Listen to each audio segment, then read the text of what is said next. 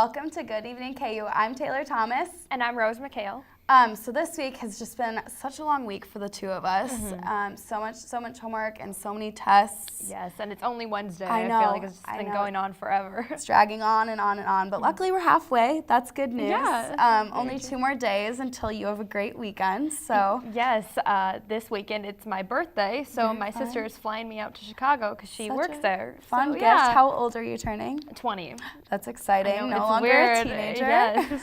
That's exciting. I feel like that's an awesome gift to be able to have your sister send you back to Chicago where she is, and that's so much more sentimental than It really than a is. gift. It was so last minute too. Yeah. It's just kind of a surprise. Yeah. So yeah, and I had especially nothing at this age, you're like, I don't want another Starbucks gift card. Thanks, No, though. So it's gonna be definitely so not. fun to spend the whole entire weekend with her. Do you Yes. have any special plans or anything?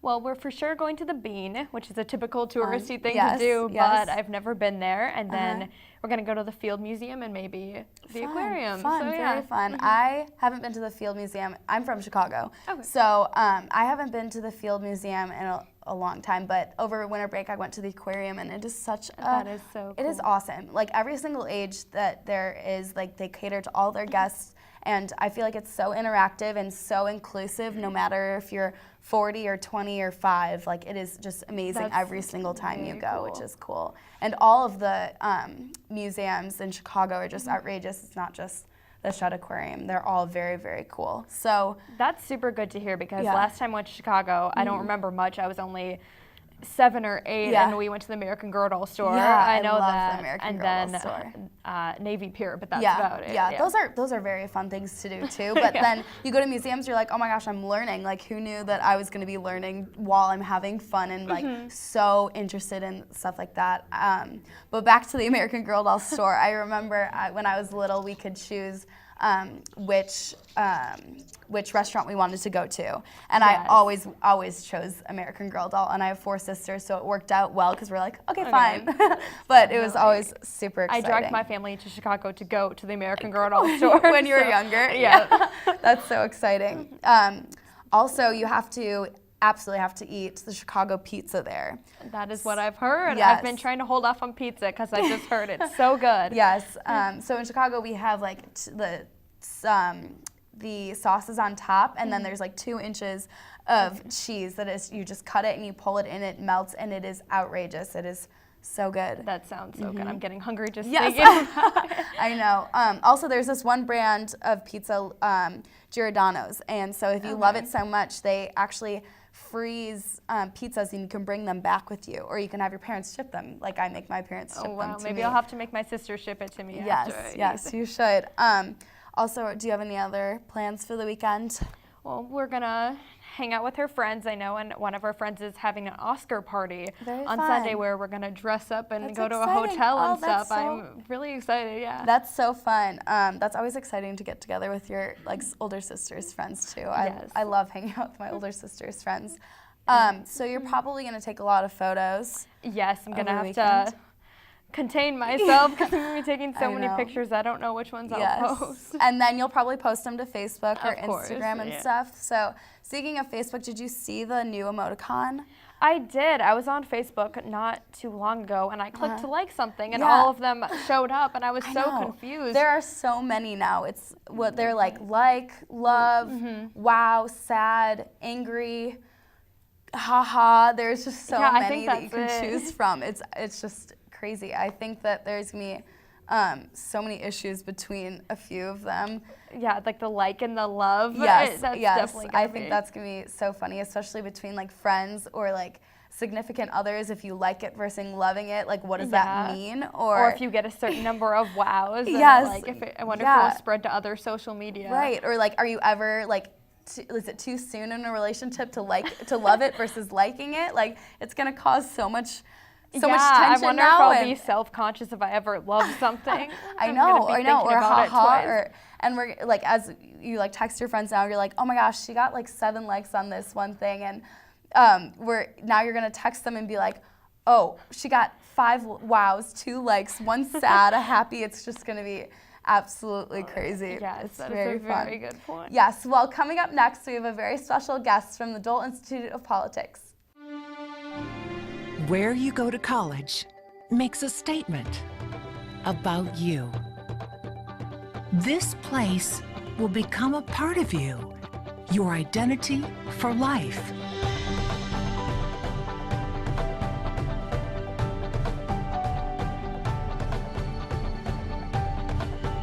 The University of Kansas, a great place to be you. Well, welcome back. I'm TJ and I have a special guest with us today. We've got Judge Joyce London Ford here from the Dole Institute of Politics, and I understand you've got a program that's going to be happening this next semester. Is that right? Yes, I do. Yes, Yeah. and I'm very excited about it, where it's called A View from the Bench, Public Policy and Politics, and I will have a guest each Tuesday to talk about different issues that are going on in our society. Wow, that's awesome. So kind of the intersections between the two, Yes. both politics and going into the policy section of it, right? Right, exactly. So how does that work? Do you bring people in to have discussions? What does a discussion group look like? It's a group of people, individuals, Yes. who will come in. For example, we'll have a media person who writes for various news outlets Yeah. and talks about some of the critical issues in Massachusetts. Then we'll have 2 women judges and maybe more Yeah. who'll talk about, one's from Huntsville, another one is from Texas. We'll have my husband, who is the mayor of Tuskegee, Alabama, Yeah. long-standing. Oh, wow. And so he will talk about politics and public policy. Yeah. And then we'll have a number of different individuals who will come in. Kind of all to discuss that general Right. topic. So you've got people coming in, you've got mayors, you've got judges, you've got people that have written about public policy, right. so it's kind of all the different aspects of all Yes. these all together. Yes. That's pretty cool. So lots of different experiences from lots of different fields. Right. But I know just from my research that you yourself are pretty accomplished. You're the first African American chief magistrate judge in the entire United States, right? Yes. So I wanted to know, can you talk to us a little bit about your experience with law and public policy? Oh, well, I was, before I went on the bench, I was very active, the president of the Urban League in Massachusetts. I was a member of the board of the Joint Center for Political and Economic Studies in Washington. Right. And I loved it. Yeah. I absolutely loved it. Going on the bench, you can't be involved in politics, clearly.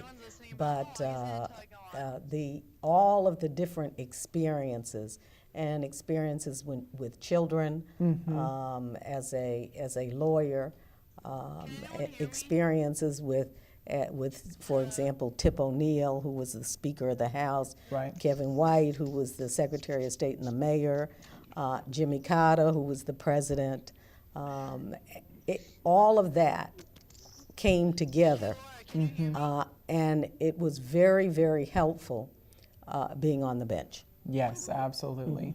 And so I know that you had years of service and years of work within law, but I know that recently, now that you're retired, you've had a little bit of work that's a little bit different from that. And I think it's, I would describe it as being within like schools and dealing with cyberbullying. Can you tell us a little bit about that? Well, we have a major problem in Boston, and it's cyberbullying, and it's going on with children, and it's hitting the media. Yes. And children are calling, it's racial. Yes. Children are calling each other names, and it's very disheartening. Yes, it is. But it's an issue that we in the communities are working on and hope to find some accommodation, if necessary, a lawsuit. Yeah. But that's one of the things that we're working on right now. It's kind of a difficult conversation, right? Because cyberbullying is something that tends to be almost thrown out all the time. The word is Right. used all the time, but those are major issues. It is, and for some of the young women in the school, it's disheartening. Yes. It really is, and you can see the pain of the children. Yes. Well, I just want to ask you one last question here. I do want to ask, you know, there are a lot of people, you obviously went through your own struggles, your own climbing, you're very achieved now, but if you were to look at a student tonight and you were to say, you know, you can make it here, what advice would you give them so that one day they can be where you're at? Well, I would say that life is not easy. No, it's not. It's not easy, and let no one turn you around. Let no one get in the way of your hopes and your dreams, because ultimately, if you stand by yourself, ultimately you will succeed. Yes. And that's what you have to do. You can't listen to people who are negative. You only listen to yourself and your positivity. Well, thank you so much.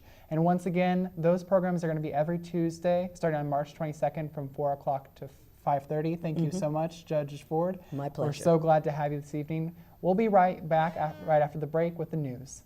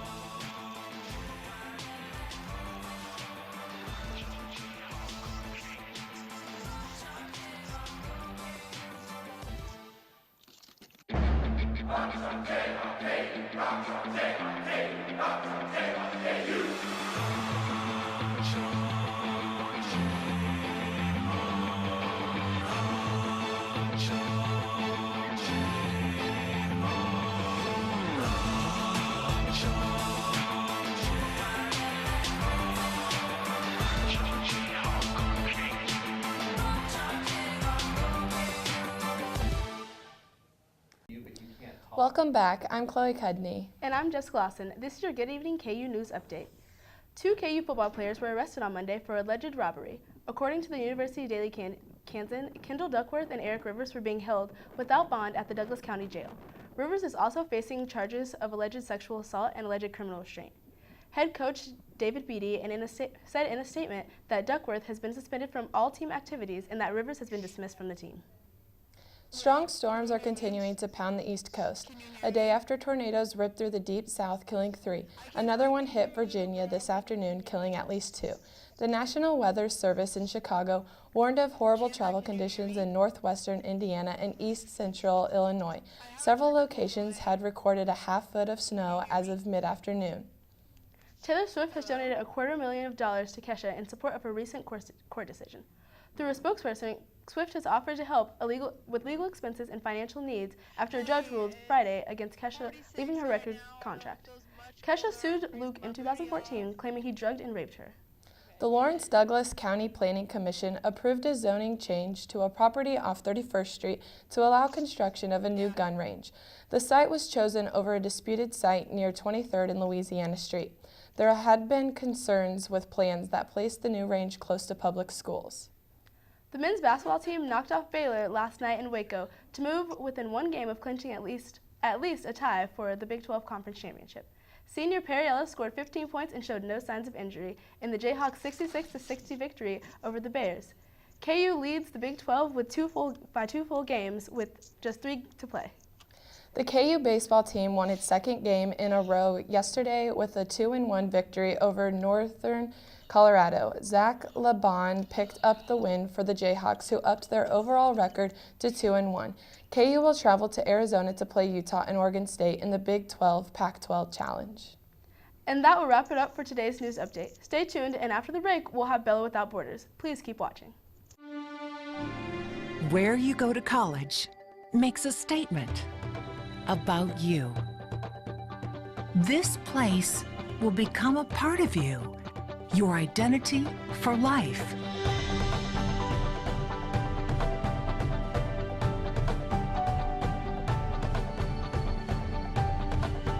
The University of Kansas, a great place to be you.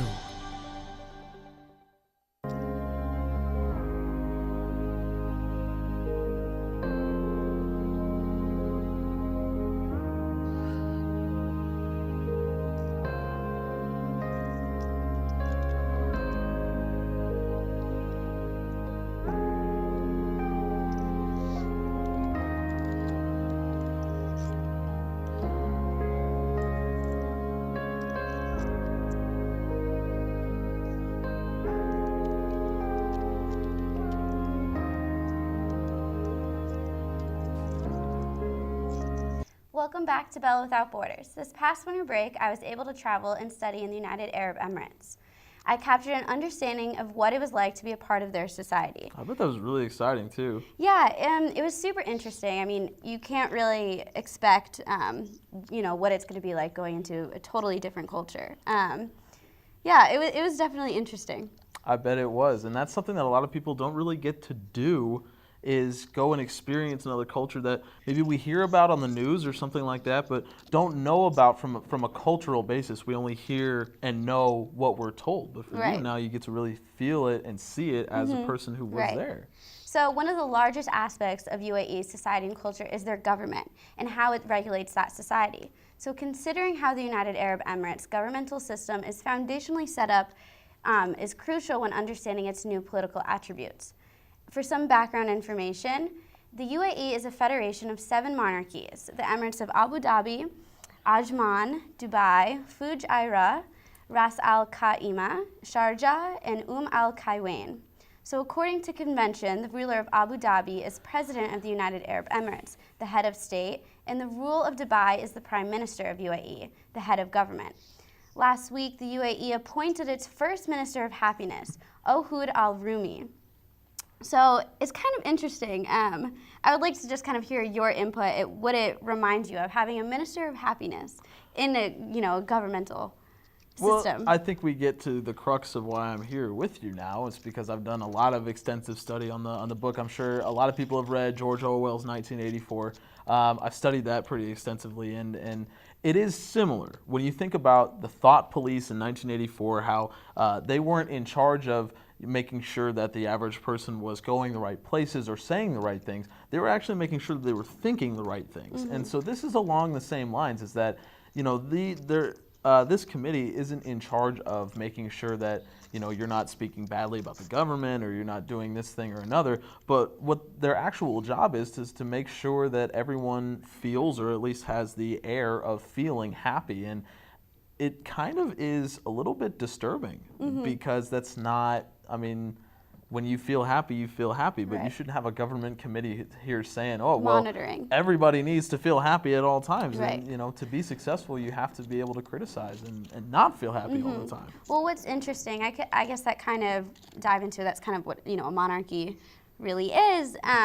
More like a dictatorship, maybe. Well, yeah, I'm not, yeah. So it was interesting. Yeah, it was interesting to go there and kind of see how their society works and how culture kind of plays a role in their governmental, system. So you have, Sheikh Mohammed, being there and having these rulers and these religious rulers being such a part of, like Sharia law being part of this government. So it's interesting that they would, have something that's monitoring what people are feeling. And when I went there, another aspect that was interesting is that everything did seem kind of like it was supposed to be in place to be so glamorous and so happy, and you're supposed to feel X, Y, and Z about this and that. So it's a really interesting point that you bring about.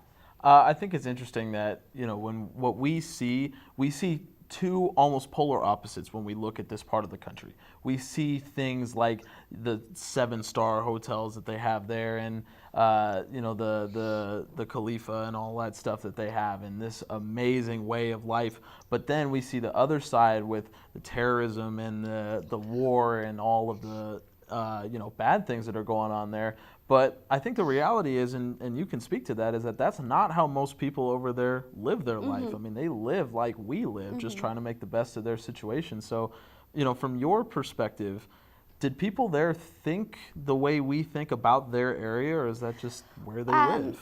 it's just kind of where they live, but I actually, now that you mention it, I have a great story to bring up. So we went to one of these universities to talk to students who are from there, and it was really interesting because one of the things that he mentioned, you know, he was like, do you know what jihad means? Because his name was Jihad, and he was like, what does it mean? And all of the American students were kind of like, I don't want to say it, I don't, you know, all those things. And this one student said it means holy war. And I said, no, it doesn't, you know, I know that that's not what it means. And he was like, really? He's like, how do you know that? And I was like, well, I study religious studies, you know, that's the only reason. Right? He was like, but that's exactly it, is that so many people, not even just saying Americans, you know, no matter what, they have such an outlook and what they think of what a culture or what a society looks like, but it's not really the case at all. So kind of Sheikh Mohammed Rashid is the UAE's prime minister and the ruler of Dubai, spelled out his vision in a series of tweets saying the new position will help create social good.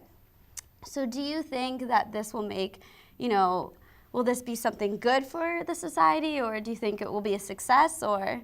Well, I mean, I'll just put it out there. We're seeing a tweet on the screen right now, and I highly doubt that a person who is embroiled in international politics as much as Mohammed is going to delve into the specifics of his political rule on Twitter. I just don't think that that's the medium for him. You know, I think that the intention is good because at least there is he understands, I think the best way to put it is he understands that there is a perception of his area of the world that for many of us is not good. I mean, that's the reality of it. So to go and try to fix that somehow is good, but maybe in a different way. That would be the best way I can put it. So the appointments are all part of the cabinet's focus on the future, youth, happiness, developing education, and combating climate change. Time will only tell how this plan will impact society for United Arab Emirates. Make sure to join me for my upcoming segments to find the success of administering a Minister of Happiness. Always join you for your segments because this is one of the best. One of the best. I've learned so much from this show. Thank you, Griffin. Up next, Bentley and Chandler will give us a weather update. Stay tuned.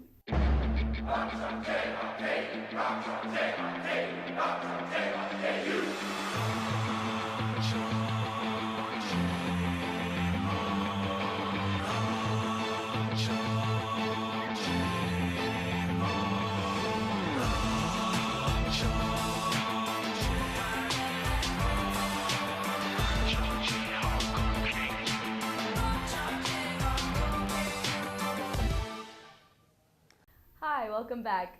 Bentley, you were supposed to be outside telling us the weather? Well, actually, I was outside, thank you very much, but the iPad died, so now I'm back in here, and as you can feel my hands, wow. It actually got pretty cold while I was waiting outside, so the past 15 minutes while I've been out there, I mean, freezing my butt off didn't help because now I'm back in here reporting the weather, but... Well, now you're warm, so that's probably good. Well, warming up, I would say. But currently, right now, it's 45 degrees outside. So it's a little chilly, but I felt like every second that went by got like more cold and more colder and colder, whatever. And then later tonight it's supposed to drop to be about 30 degrees, and tomorrow's not looking any better. It's supposed to be a high of 45 and then a low of 25 degrees tomorrow with no sun at all, which we got lucky today. We got a couple of good sun rays, but tomorrow there's no sun out. Oh, but luckily, the weekend is going to be on our side. Good. Friday, we're going to have around 60 degrees, but it's going to be perfectly sunny, so kind of like today, but even warmer. So that'll be nice so to get out a little bit on the almost weekend. And then Saturday, game day, we are going to have 70 degrees, which is going to be really nice, and a nice breeze that'll come in. So it'll almost feel like a spring day, like what we've been having. Last weekend, Yeah. And next week is going to keep bringing in the spring weather. It's supposed to be around mid-60s, high 50s on next week, with the lows only getting to about like 30s, 40s, so not bad. Not too bad. Yeah, so I feel like spring's already here, but it just keeps getting better and better, even though it's February, so I don't know how we're getting so lucky, but as I was waiting out there earlier today, I didn't feel so lucky. Well, thanks for coming in to tell us the weather. Sure thing. No one else I'd rather tell the weather with. That wraps up our show. Thank you for joining us at Media Crossroads. Stay tuned for next week.